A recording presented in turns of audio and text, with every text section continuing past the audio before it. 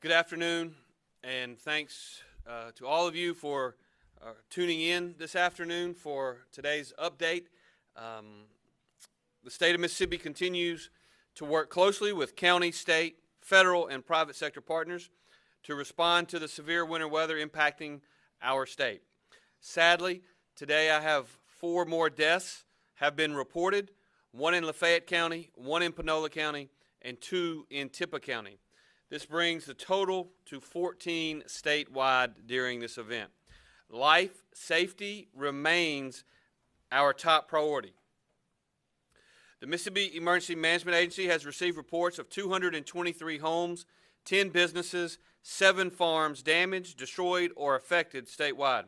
Additionally, 20 public roads have sustained major damage, 50 have sustained minor damage, and 12 have been destroyed. 2 bridges have sustained minor damage. Those numbers are expected to rise as damage assessments continue. We currently have 79 warming centers open in 44 counties throughout the state. The Mississippi Department of Transportation continues to work and clear problem areas on I-55, I-22, I-69, I-269, I-302, US 72, and US 61. These problem areas obviously are a result of temperatures dropping below freezing last night with black ice accumulation and moisture refreezing on the roadways.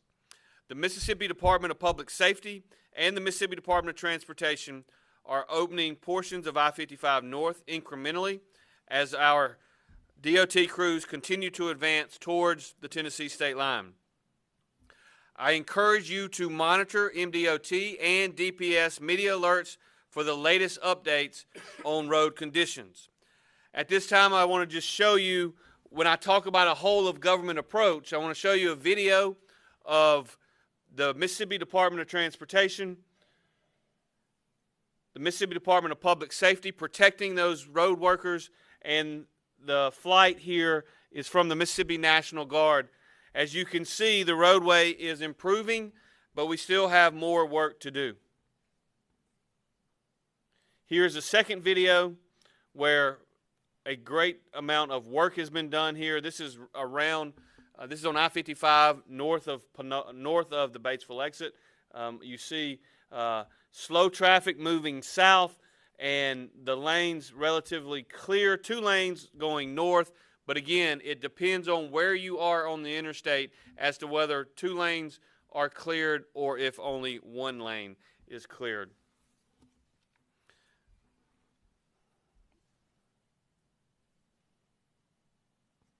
This obviously is at the 255-mile marker on the interstate. The Mississippi Emergency Management Agency continues to deploy requested personnel and resources to impacted counties. The Mississippi State Department of Health has 3 ambulances and 6 personnel in Yalobusha County and 2 ambulances and 4 personnel in Tippah County to provide emergency medical services as well as to treat and transport patients. The Mississippi Department of Health is also standing up a medical needs shelter with both equipment and supplies in Lafayette County. The Department of Public Safety is deploying extra Mississippi Highway Patrol officers to assist with daily calls. There have been reports, again, particularly on social media, of various challenges with getting law enforcement to the scene of accidents. Obviously, it is going to be harder for them to get there when the weather conditions are as they are. It's going to be harder for them to get there when there is traffic backed up, but it's also harder for them to get there if you are calling the wrong number. So please, I want to make sure we get this information out. It's star HP, is that right? Star HP or 911 if you are in an emergency to get highway patrol assistance. The Mississippi Emergency Management Agency is also constantly coordinating with the Mississippi National Guard to deploy generators, water, MREs, fuel, cots, and blankets that have been requested. 5 Mississippi National Guard trucks loaded with 66 pallets of meals, blankets, water, and cots were delivered to Marshall, Bolivar, and Lafayette County yesterday. The Mississippi National Guard is flying Chinook helicopters, and we continue to deliver supplies to impacted counties via helicopter. In fact, more than 70,000 pounds of supplies have been delivered by those Chinooks, and I will tell you that we have both MEMA personnel as well as National Guard personnel in virtually every county, particularly and specifically to ensure that we are getting accurate information from our emergency management coordinators in each of those counties.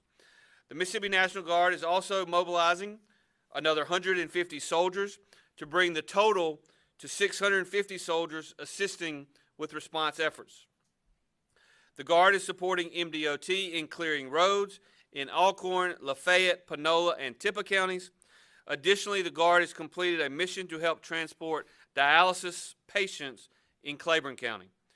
A Mississippi National Guard Black Hawk helicopter also evac 2 people from Oxford to a hospital in Memphis earlier today. Volunteer organizations are coordinating with MEMA to help in the impacted communities. The Mississippi Baptist Disaster Relief is mobilizing volunteers for chainsaw operations. 8 Days of Hope is providing free meals through their mass feeding ministry to Mississippians and deploying a rapid response team to help clean up. Samaritan's Purse and the Cajun Navy are on the ground in Mississippi helping in the impacted counties. Businesses are coordinating with MEMA's Business Emergency Operations Center to assist as well.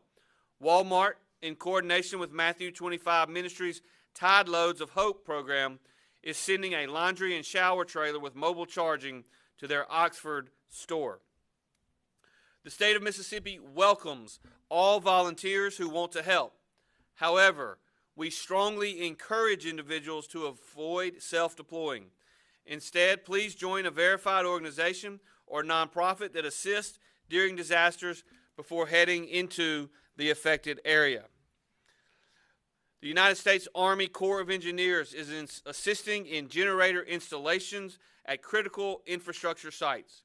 A total of 45 generators have been installed in critical locations in impacted counties.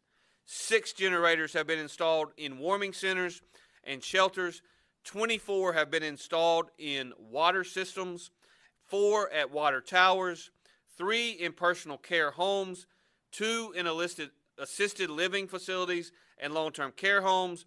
We have installed 5 in correctional facilities, and we have installed 1 at a fueling station. The Federal Emergency Management Agency is continuing to support Mississippi's efforts.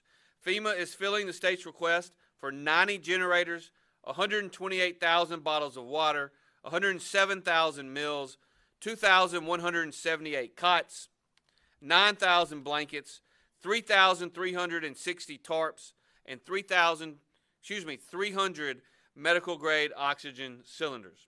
FEMA is also sending 4 Starlink satellites. Additionally, Starlink is providing 20 Starlink devices for counties to use. Power companies. Obviously, we are less than 100,000 Mississippians without power now. That number has almost been cut in half from its peak, but we still have a long, long way to go. But power companies have deployed thousands of linemen to help restore power as quickly as possible. Approximately 98,000 outages remain throughout the state, down from that peak number of 180,000. For other ways to help our fellow Mississippians, please visit the January winter weather page on the MEMA website at January 2026 winter weather. The National Weather Service is forecasting another weekend of extremely cold temperatures. The state of Mississippi encourages all of you to please continue to check on family, on friends, and neighbors. We have had a positive day of weather today, and we've made a lot of progress on those interstate highways, but we also know that tomorrow the weather is going to get above freezing in North Mississippi, but not for very long, and not very much above 32. We know that the current forecast calls for Saturday for the weather not to get above freezing. And so, again, as we have said, we're going to continue to pray for those linemen, for all of the state workers that these gentlemen behind me represent, that are out working daily to make lives better for our fellow Mississippians and continue to respond to what I think we can all agree is certainly the worst ice storm we've had in the southern United States, at least since 1994. And based upon the information I'm getting from the ground, probably much longer than that. So today I've asked each of these individuals standing behind me to be here. Obviously, we've got a little bit of daylight left. Their teams are continuing to work and will continue to work, but so as to just try to shorten this, I'm going to stop right now. Rather than turning it over to them, just open the floor to questions that you may have. We're happy to answer as many questions as you have, but we want to take as best use of the remaining 4 or 5 hours that we have of temperatures above freezing in North Mississippi. So with that, questions. Yes, sir. About the 4 deaths, do you know the ages, locations, or causes of those deaths? Yeah, so I am not at liberty to discuss that.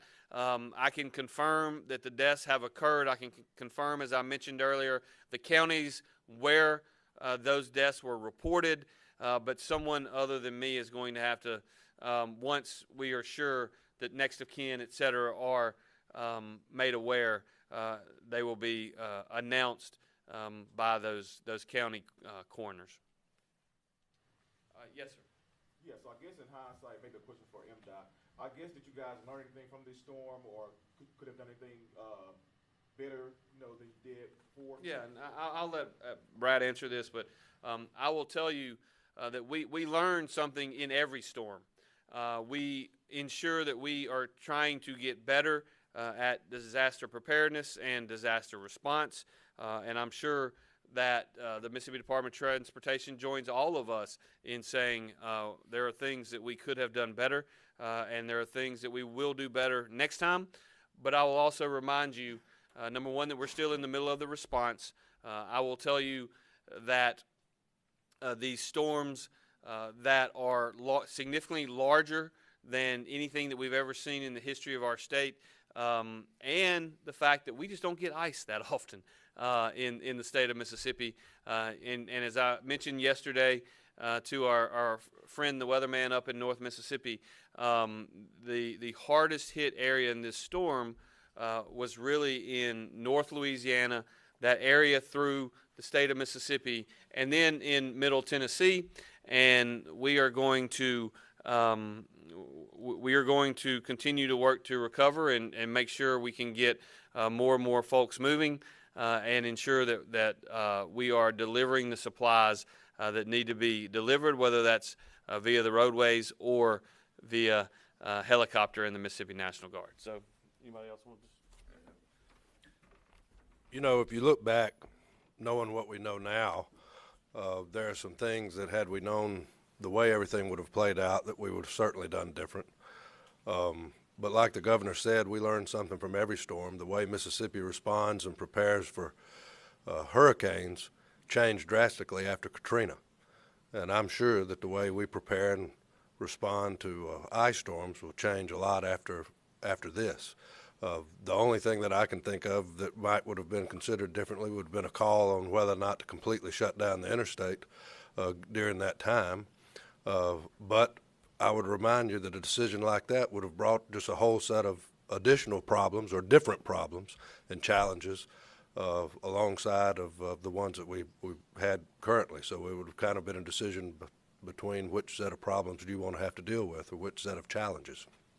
But as with any type of emergency afterwards, I plan to have meetings with our team, our leadership. We'll be going through every step that we did, what information we had, when did we get it, what can be improved upon, what did we find that worked, what did we find didn't work, what additional equipment might we need, what additional materials, how could you store that and down here. But So there'll be a time to review all of that and make sure that we review our notes and make sure that the next time that what lessons there were to be learned, that we take advantage of that.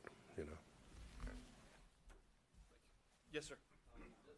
Follow-up to that question. So how would you, with all the resources you all have had come out, how would you grade the state's response to the storm?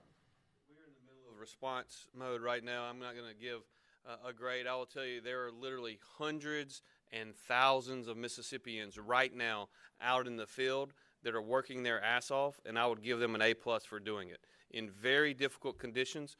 And I will just tell you, I'm every time I am out and about in the field, I told this story yesterday when I sat there and looked in the faces of those that hospitalists and those nurses in the Tippah County hospital yesterday.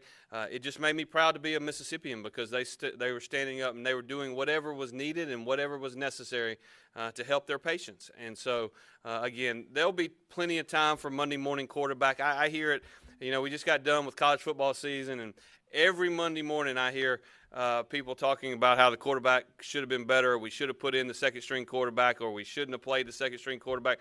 There'll be plenty of time for that, but that time's not really right now, because we're still literally in response mode. General Ginn, I feel fairly confident, has people up in the air in helicopters right now delivering supplies. He has people on the ground. MEMA has folks moving supplies, and so I just want to thank those individuals that are working extremely hard to get that done. Yes, ma'am. Alex in Mississippi Today has a question. Awesome. Thank you, Governor. I was just wondering, in terms of the water system struggles that are going on right now, are you able to say either just which major water systems are offline at this moment, or just how many water systems right now are struggling or offline, or any information like that? Yeah, so I don't know if I said this earlier or not, and I may not have the specific numbers here. We did have in our coordinated call and meeting right before this press conference, we did have a representative of the Mississippi State Department of Health, which obviously is the expert when it comes to water systems. And I forget the exact numbers, although I will make sure that you get this. There are somewhere in the neighborhood of 20 to 26 different water systems that have a generator of some kind that are pumping water to help them stay on. And I'll just have to get you those specific numbers, because I don't have them in front of me. Max got it, so he's going to give you that right now. Yeah, part of the Commander General staff that MEMA has, that is what we do. We've had the Department of Health has deployed out to us as well, and we're working through that. So we've got 10 systems right now serving a population of about 17,500 that are non-operational. We've got another group, 63, that are serving a population of 121,000 plus that are on generator power. So we're worrying about those on generator power. Can we keep it up? Where's the maintenance on those coming from, et cetera, et cetera. And we've got, under boil water notice, 24 systems that are doing about 49 to 50,000 folks. So we're really worried about those ones that we call non-operational in the impacted area. That means the generator's gone down. They just don't have the pressure to keep the water in the tanks to create that out within the jurisdictions.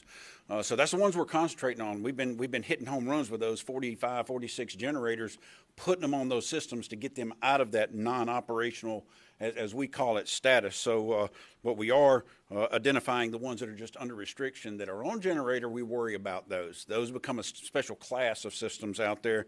And the boil water notice, the ones that are doing that, it is inconvenient, but you still have water flowing in your house, and you're able to do that. And the Department of Health is ready to do testing.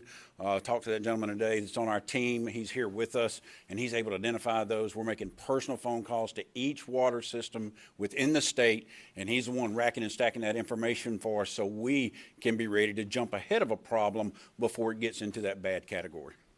Thank you, Governor.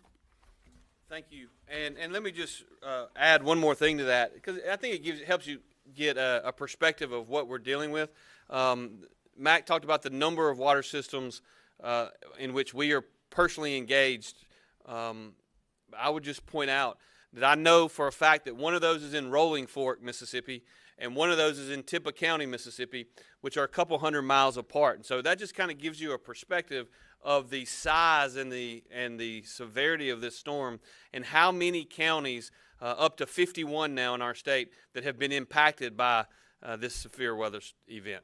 Yes, ma'am. Alex has a follow-up. Okay. Thank you again. I understand that FEMA is looking at raising the threshold for public assistance qualification for different states, including Mississippi. I'm just wondering if there's any concern that that raised threshold could impact possible assistance for this disaster. No, I don't think we have any. We're not going to have any.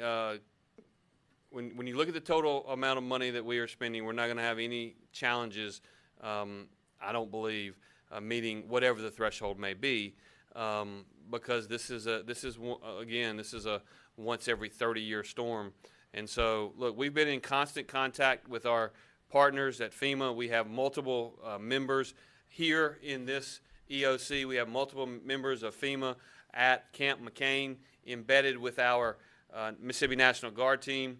I have personally heard from the Secretary of Homeland Security multiple times over the last several days, and we have been in relatively constant contact with the White House as well. The fact is that there's a lot of conversation surrounding FEMA and what's going on in the last year and what's going to happen in the future.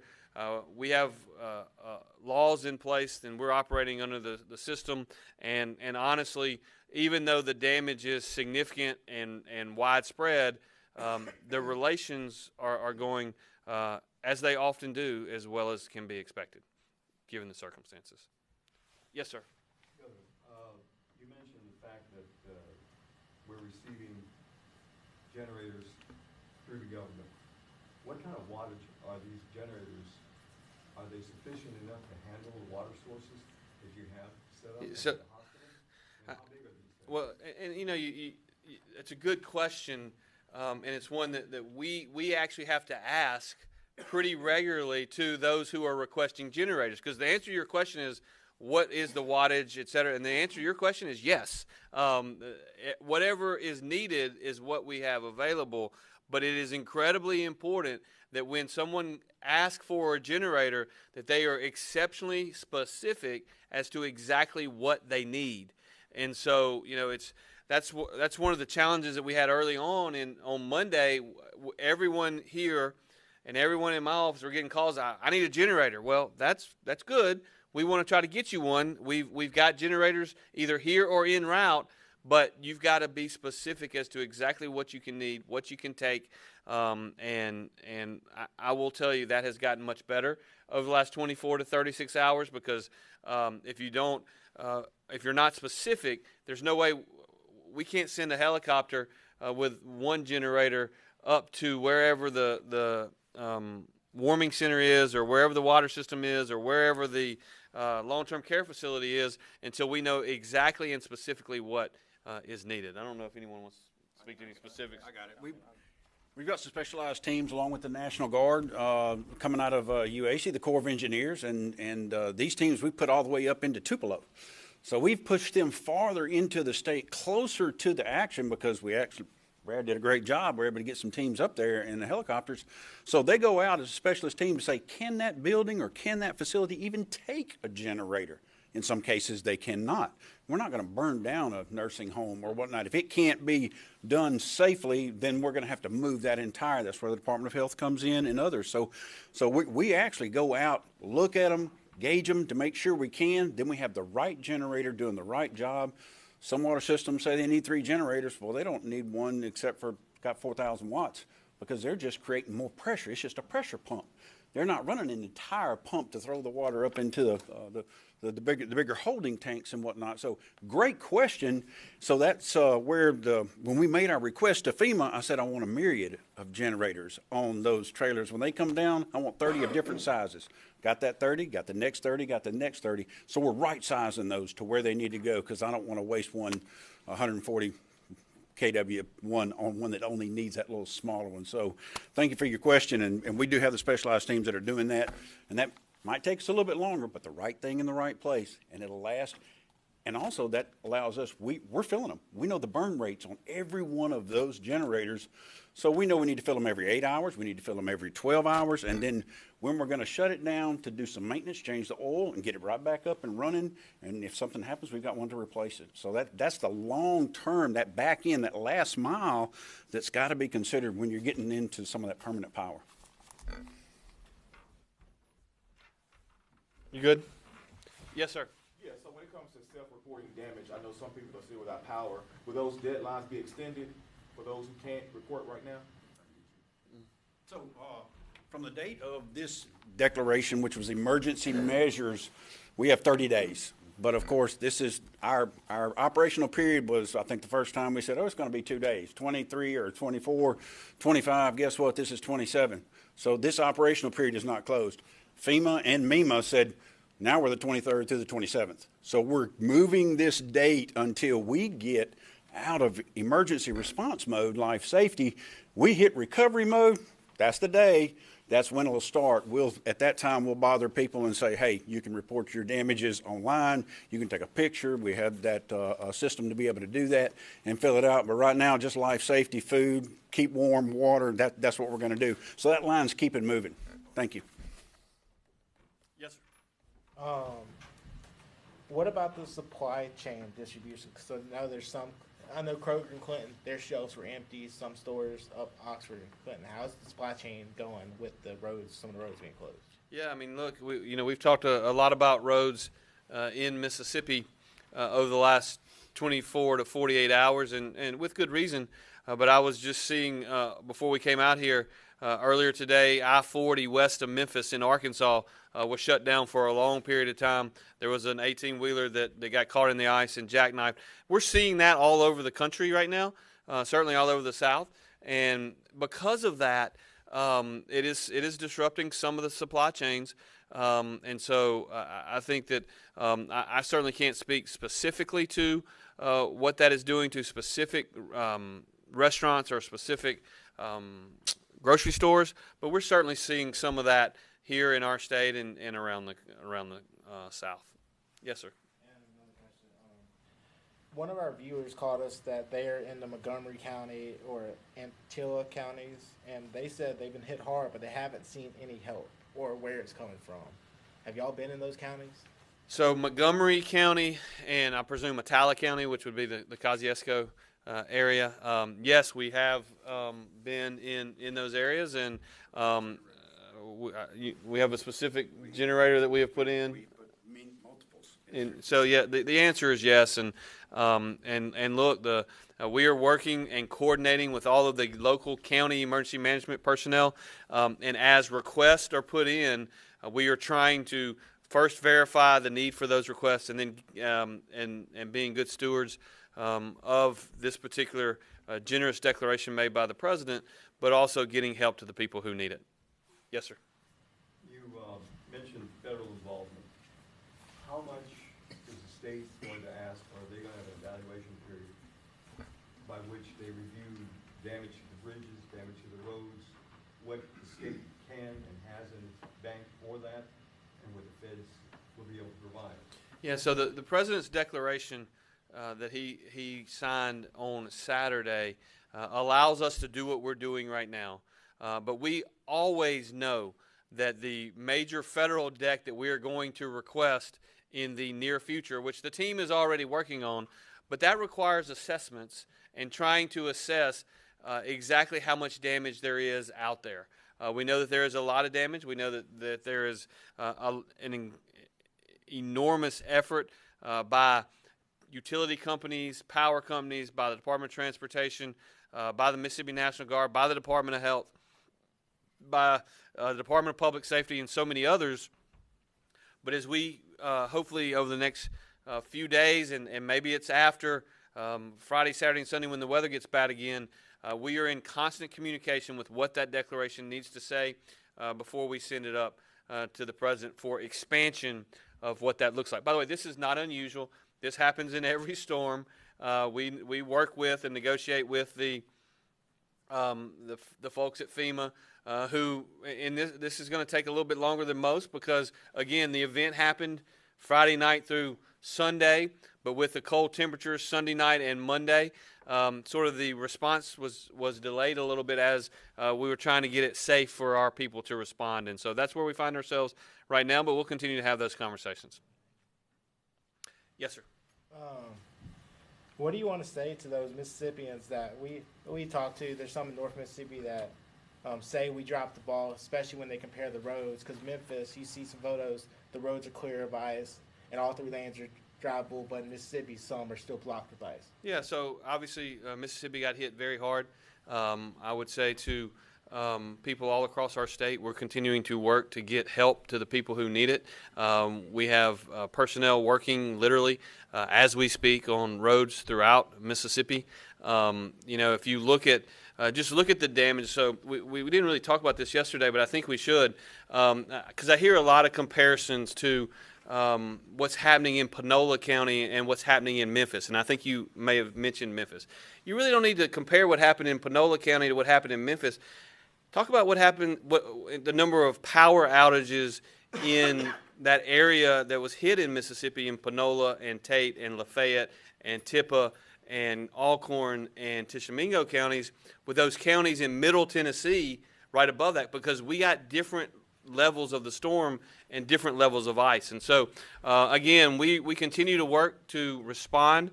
We've got literally thousands of people out there working as we speak, and we will continue to do that until this particular event is behind us. And as we have been saying since last Thursday or Friday, this event is not going to be behind us in an hour or a month or a day. This is going to take a week or 2 weeks to get the power back on, to get the streets back safe, and that's just where we find ourselves given the severity of the damage.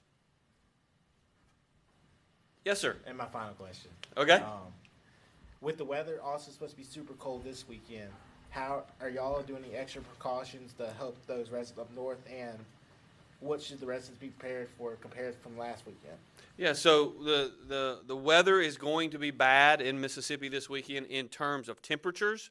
And so if you do not have power yet, and it is not expected that you're going to get power in the next day or 2 or 3, and you do not have a way in which to stay warm at night, as I mentioned earlier, we have approximately 79 warming centers open in 44 counties. The weather was better today, and so hopefully the roads are better. But if you are in a facility and you don't have either access to gas heat or fireplace, and you only have electric and you do not have power, then you really need to be thinking about planning to get to one of these warming centers where we do have supplies that have been deployed, where we have heat in these facilities, and that's what we would strongly encourage you to do. Again, we've seen from a peak of 180,000 throughout the state not having power to below 100,000. I'm hoping that number continues to go down over the next 4 to 5 hours. But there are going to be a relatively large number of homes that do not have power going into this weekend, and so try to do what you can to plan now. If you know someone that does not have power, please check on them. Please help them get to a warming center if that is an option, because we are going to see very, very frigid temperatures starting tomorrow and going through Sunday. Yes, sir. The Department of Public Safety obviously has been doing yeoman's work in the field. How are they working their hours with them, perhaps having full-time staffs out there? What kind of manship or problems do they have, or have they made adjustments for this kind of thing? Yeah, I'm going to let Tad, who is the Colonel of the Mississippi Highway Patrol, answer this question because he's going to be able to give you specifics. But I will tell you that everyone involved in this response would probably define working full-time a little bit differently than what the average person thinks. There have been a lot of people working around the clock all across the state. But Tad, you want to speak specifically to your troopers? Yes, sir. I can tell you what we've done. So we've utilized the state troopers along with our commercial transportation officers. We have about 40 officers out of shift right now. but mostly up north, Panola, Tate, the problem areas that you see.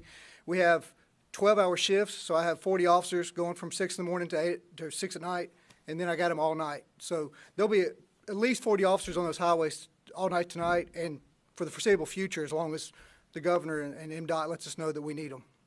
So they'll be out there. Thank you.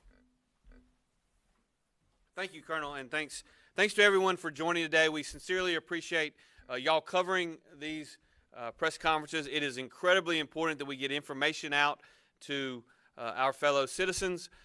We continue to pray for Mississippi, and we ask that you do the same. Thank y'all, and God bless.